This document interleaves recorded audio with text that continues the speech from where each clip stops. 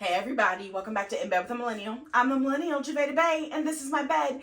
And it's still Kinktober, which means I'm still talking about all things kink and BDSM. So let's keep that party going. And today I want to talk about engaging in kink and BDSM safely. Because that is extremely important. It is a major part of it.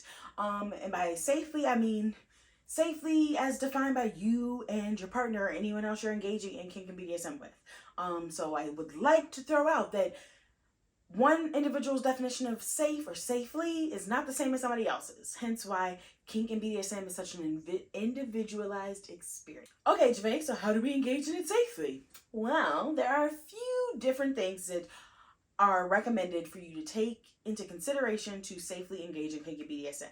And they are going to be consent, proper education, partner vetting, scene negotiation, and then there are some safety philosophies or frameworks that are also practiced, encouraged, I don't know the best word, but like used within kink and BDSM that we're going to talk about. So, consent, obviously, that's where we're going to start because consent is extremely important. Anytime you're engaging in any kink and BDSM activity, that could be like a full-on scene or just like a kinky activity that you're doing during your vanilla sex, like spanking or things of that nature. Consent is extremely important. You should never just engage in a kinky activity if you have not talked to somebody and they have not said, yes, I would like to do that with you. Consent is extremely important, as it is of every sexual activity or relationship that you are involving in. It's also important for kink and BDSM. Extremely important for kink and BDSM. Extremely important in general. Y'all know how I feel about consent. Just make sure. Consent! So yeah, consent, extremely important when it comes to kink and BDSM. And if you need a refresher, last month I talked about fries. We're going to use that again. So remember, it's freely given. It's reversible. It's an informed consent, meaning you know all the things you're going to do, exactly who you're going to do it with, all that jazz. Enthusiastic, meaning like you're like, yeah, bro, I want to do that. Not like a, I guess, like that's not enthusiastic. We want it to be enthusiastic. If it's ever like a, it ain't happening, don't do it. And then specific, like you're actually, especially when it comes to kink and BDSM, laying out specifically what you're going to do. So if y'all talk about it and you're like, okay, yeah, I consent to like being spanked by you, to being choked, being tied up, wonderful. Or if you're like, I consent to use these different things like a Wartenberg wheel or like electro play or like whatever, you're consenting to specific activities. Just because somebody's like, yeah, I'm into kinky BDSM, let's have some kinky sex, you need to define that because not everybody views it all the same. So it needs to be specific. So yeah, remember fries in terms of consent.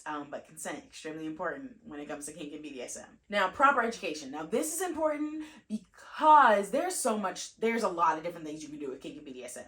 And all bodies are different. So proper education helps you to engage with different types of bodies and to understand the human body so that way you are minimizing risk with certain activities and situations. One great example is impact play. It is important to know like where to spank or hit somebody on the body to minimize damage or harm and things of that nature. Like if you hit in the wrong spot, you can hit somebody's like kidneys or livers or things that shouldn't be hit because that would hurt like the functioning of them. Like, so knowing proper education allows you to know those different things, like the techniques, like, oh yeah, don't try and flog this way because you're gonna hurt your wrist, like do it this way. Like proper education helps to minimize harm, damage, things of that nature. So you want to make sure you're getting educated. Don't just like come out the gate and be like, oh snap, I brought a flogger, let me just go flog people. Do you know where on the body to flog people? Do you know what intensity is good at different parts of the body? Like, you gotta know these things. So don't try and skip the education piece. Like kink and BDSM is not just something you walk into and you're like, I'm a pro. You're not a pro. Which segues us to the next one, which is proper vetting. If you decide to engage with a partner in kink and BDSM that's maybe not somebody you're in like a emotional relationship with for things of that nature, do your due diligence. Just because somebody says that they are in kink and BDSM and they know how to do something does not mean that that's true. And so I want to say that kink and BDSM outside of like jobs is the only place where you can be like, I would like to see some references. I want to talk to somebody. So if they say they're a dom, if they say that they're like a pro impact player, like they're a rigger, Ask them to talk to somebody that they previously worked with to get their experience, to see how they felt about it, to see if they're really good at what they do, if they're an honest individual, or if they're trying to pull the wool over your eyes and essentially harm you in the situation. So don't be afraid. And honestly, like, people involved in kinky BDSM are open. They understand like the vetting process. Like, they will gladly connect you with somebody. Folks that are like, I don't, why would I do that? You don't need to. Nope, that's a no. It's a red flag. That's a, we're done here. Thank you. Moving on. So yeah, definitely vet people. Vet them. You would not just let anybody be your accountant, would you? You would like check them Yelp reviews or something. Do the same with people that you're going to engage in kink and BDSM with. Unless it's a partner, like, not even unless, but like, say you're like with a partner that you've been with for a long time and you're both are exploring kink and BDSM together. Like, okay, cool. Like, not necessarily a situation where you need to like call up exes, be like, hey, do you think they'd be good at like impact play? Like, don't do that. But like, if it's somebody that you don't have a previous, like a standing relationship with already, you don't know them, or you're new to them, like, vet them.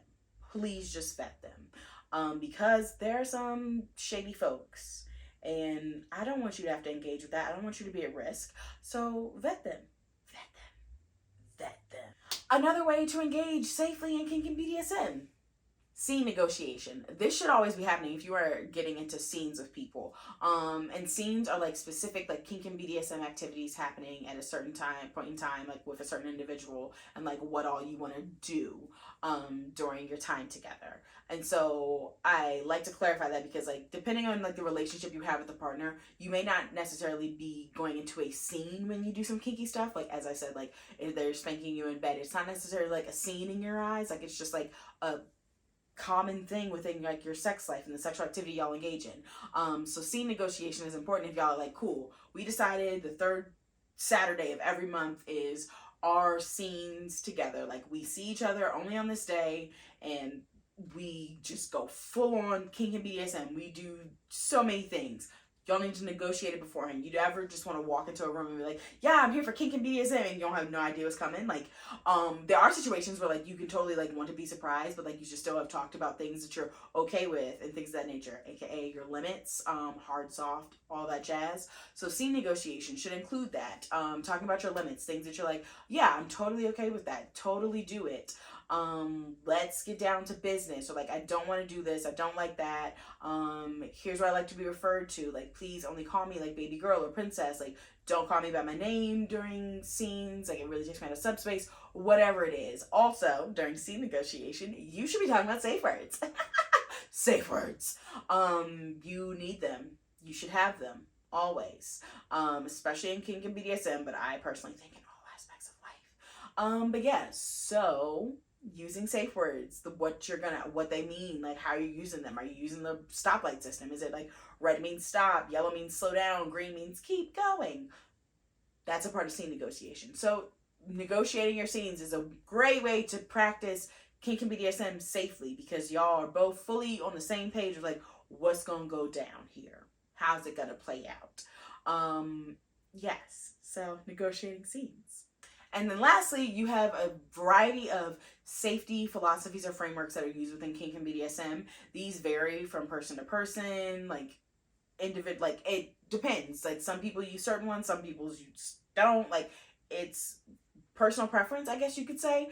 But so there are 5 really popular ones. So that is going to be SSC, the 4 C's, rack, prick, and tick. SSC is safe, sane, and consensual.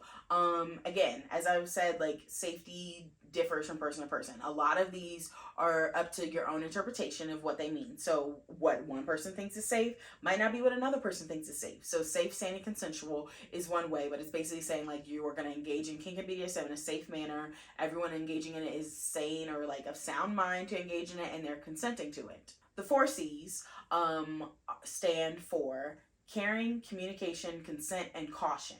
And so this one is I'm not necessarily newer. It's not newer because it's from 2014 when it was like introduced in like academic literature. But so like, one, there's like care between the individuals engaging, like you care about the person that you're participating in kink and BDSM with. Obviously there's communication. That scene negotiation happened. Consent, y'all are agreeing to what y'all said y'all were gonna do within your scene negotiation. And then caution, like you're actively being aware of the situations to be like, oh, okay, let me make sure I do this safely or well, or like, you know, with care. So the 4 C's. RAC is risk aware consensual kink, which means that if you're engaging in something like asphyxiation or like suspension, you understand the risks that can come with that. So like for in the case of asphyxiation, aka breath play, cutting off the flow of air for people to breathe, you know, like, okay, what I need to look out for to know, like, oh, we're getting to a risky part of playing with this. Like, I need to stop this. Are they turning purple? Are they turning blue? Bad, bad, bad. Understanding the risks that come with specific activities is that's engaging in RAC, risk aware consensual kink. Because you're consenting because you understand the risk, just to clarify.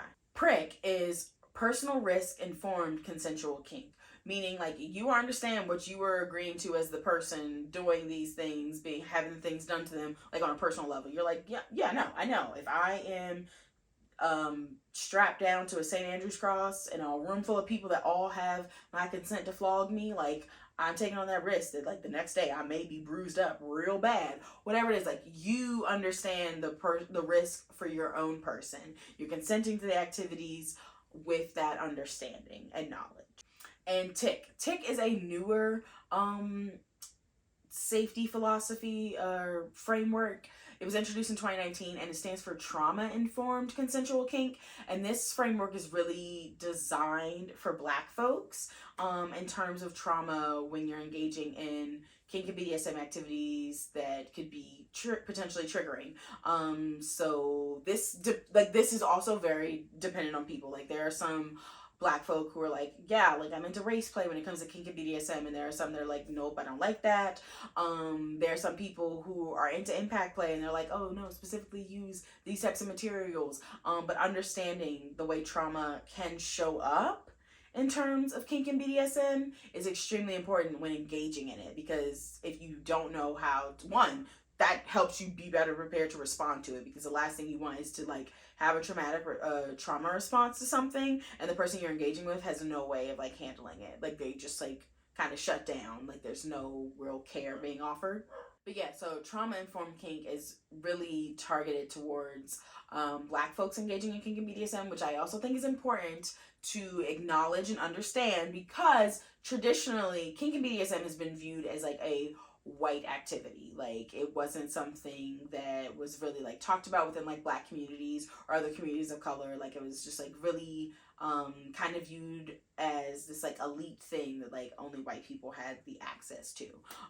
So I think it's also important to recognize trauma-informed consensual kink for the sake of how fetishization within kink and BDSM can be trauma triggering for individuals and things of that nature. So it's a really important framework within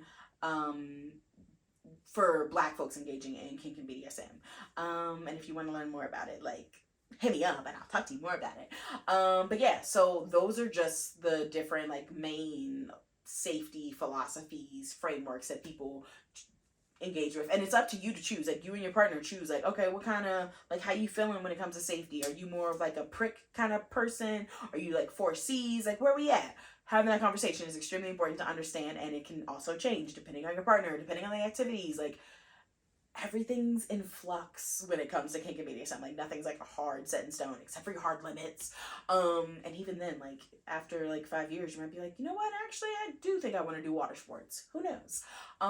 But yeah, so a lot of different types of ways to talk about like safety and consent and things of that nature when it comes to kink and BDSM, but they're all extremely important for safely engaging in kink and BDSM. So if somebody tries to skip any of those things, nope, we don't do it. But yeah, that's that. Make sure you subscribe to my YouTube channel. Make sure you're following me on Instagram and TikTok, because, of course, there's so many good things happening on there all this month and all the time that you don't want to miss it. And make sure you subscribe to my email newsletter so you never miss out on all the fun things that I got coming in other places that are not just online. But yeah, until then, I'm going to see you later. Go kink safely, my friends. Deuces.